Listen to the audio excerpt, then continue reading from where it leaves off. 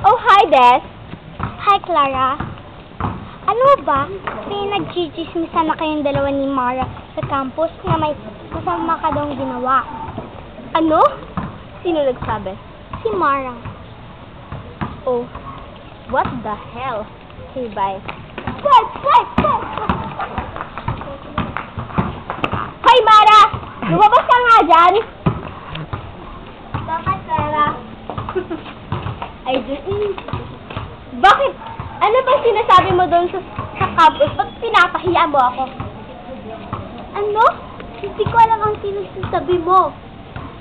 Huwag ka na magsinungaling. Alam na lahat ni Desiree.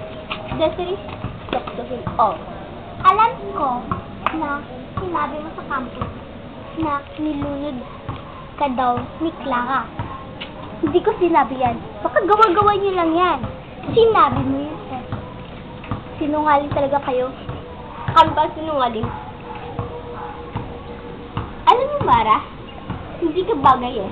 Hindi ka bagay magpakabait dahil ang utak mo, dahil ang salaman ng utak mo, isang demonyo.